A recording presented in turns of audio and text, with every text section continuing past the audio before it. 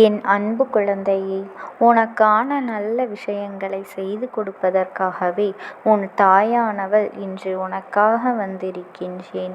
என் தங்க குழந்தையே, உன்னோடே இருந்து கொண்டு உன் வாழ்க்கையில் உனக்கு சரிசமமான பங்கினை போட்டுக்கொண்டு இருக்கும் ஒரு போலியான உறவினை நீ உன் அருகில் வைத்து கொண்டிருக்கின்றாய்.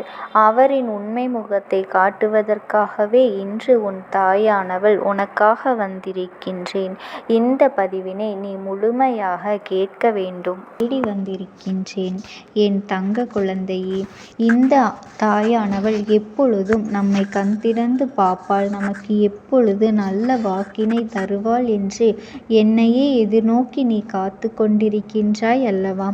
அப்படி என்னை எதிர்நோக்கி காத்து கொண்டிருக்கின்ற என் குழந்தையிடம் பேசுவதற்காக உன் அம்மா இன்று ஓடோடி வந்துள்ளேன். நீ நினைக்கின்ற ஒவ்வொரு காரியங்களிலும் உனக்கு மிகப்பெரிய வெற்றியை தர வேண்டும் என்று நீ ஆசைப்படுகின்றாய் அல்லவா? ஏதோ சில காரணங்களும் சந்தர்ப்பங்களும் சூழ்நிலைகளும் உனக்கு சாதகமாக இல்லை என்று நீயாக நினைக்கின்றாய். அதனால்தான் நீ எடுக்கக்கூடிய எல்லா காரியங்களும் ஏதாவது ஒரு காரணமாக தடைப்பட்டு நின்று கொண்டே இருக்கின்றது என்ற வேதனையும் உன்னிடத்திலே இருக்கின்றது.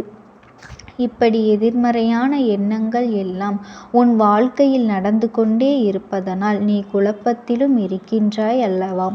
உன்னுடைய குழப்பத்திற்கான மிகப்பெரிய தெளிவினை உன்னுடைய கேள்விகளுக்கு பதிலாகவும் உன் அம்மா நான் கொடுத்துவிட போகின்றேன். அது மட்டுமல்ல, உனக்கான அத்தனை தீர்வுகளும் மிக விரைவிலேயே கிடைக்கப் போகின்றது.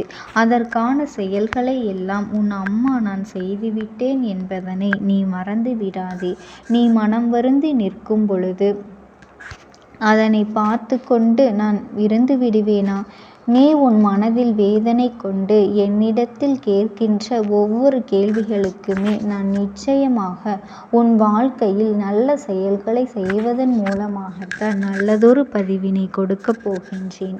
யாருமே உன்னிடத்தில் பேசுகின்ற வார்த்தைகள் எல்லாம் நீ மனதில் கொண்டு சென்று உன்னை நீயே காயப்படுத்தி கொண்டு குழம்பி நிற்காதே. ஏனென்றால் இருக்கின்றது என்பதற்காக யார் வேண்டுமானாலும் எதை வேண்டுமானாலும் சொல்லிவிட்டு சென்று விடலாம். ஆனால் அதனால் அவர்கள் மனது எவ்வளவு வேதனைப்படப் போகின்றது என்பதனை பற்றி எல்லாம் மற்றவர்களுக்கு ஒரு நாளும் கவலை இல்லை. அதை பற்றி நினைக்கவும் அவர்களுக்கு நேரம் கிடையாது. மற்றவர்களின் வாழ்க்கையில் நடக்கின்ற விஷயங்களை மட்டுமே உற்று நோக்கி காத்து கொண்டிருக்கின்ற சிலருக்கு அவர்கள் தங்கள் வாழ்க்கையை பற்றி சிந்திக்க கொஞ்சம் கூட நேரம் இருக்காது என்பதனை நீ புரிந்து கொள்ள வேண்டும். யார் என்ன செய்கின்றார், யார் எப்பொழுது எதை செய்வார், எந்த பிரச்சனையில் மாட்டிக்கொள்வார் என்பதைத்தான் கவனமாக வைத்து கொண்டிருக்கின்றார்கள். உன்னுடைய வெற்றியை தடுப்பதற்கு ஒருவர் செய்த சூழ்ச்சியினை தடுப்பதற்கு நான் நன்கு அறிவேன். உன் உடலில் இருந்து கொண்டு உன்னிடமே எல்லா பலன்களையும் பெற்றுக்கொண்டு நீ அவர்களையும் எத்தனையோ உதவிகளை செய்தாய். அதையெல்லாம் இப்பொழுது மறந்துவிட்டு அவர்களினுடைய காரியத்தில் கண்ணாக இருப்பதோடு மட்டும் அல்லாமல் உன்னையும் தாழ்த்திவிட வேண்டும் என்று நினைத்து விட்டார்கள். வாழ்க்கையில் இனி உன்னை முன்னேற விடக்கூடாது என்ற மனநிலையில் அவர்கள் நாள்தோறும் ஏதோ ஒரு செயலை செய்து கொண்டுதான் இருக்கின்றார்கள். இது போன்ற எண்ணங்கள் கொண்ட மனிதர்களின் வாழ்க்கை அவர்களையே அழித்துவிடும் என்பதனை எல்லாம் அறியாமல்தான் அவர்கள் மற்றவர்களுக்கு தீயதை செய்து கொண்டிருக்கின்றார்கள். நீ அவருக்கு உதவி செய்தாலும் அவர்களிடமிருந்து உதவியை பெற்றிருக்கின்றாய். அந்த உதவியை நீ காலம் முழுவதும் மறந்துவிடக் கூடாது என்றுதான் நீ எப்பொழுதும் கூட அவருக்கு உதவிகளை செய்து கொண்டு இருக்கின்றாய். ஆனால் அவர்களோ இன்று நீ வாழக்கூடாது என்று நினைக்கின்றார்கள். மனிதர்களின் மனநிலை நிச்சயமாக ஒவ்வொரு நாளும் ஒவ்வொரு சூழ்நிலையிலும் மாறிக்கொண்டே இருக்கும். அது மட்டுமல்ல, அவர்களினுடைய செயல்களிலும் மாற்றம் இருக்கும் என்பதனை நீ உணர்ந்து கொள்ள வேண்டும். நாளை உனக்கு இது எல்லாம் நல்லபடியாக மாறிவிடும் என்றுதான் நான் உன்னிடத்திலே வாக்குறுதியினை கொடுக்கின்றேன். என் அன்பு குழந்தையே, ஒவ்வொரு நாளும் ஒவ்வொரு விதமான பிரச்சனைகளை யார் எப்பொழுது எங்கிருந்து நமக்கு வந்து கொடுப்பார்கள் என்கின்ற மன சங்கடத்திலேயே எப்பொழுதும் நீ இருந்து கொண்டிருக்கின்றாய்.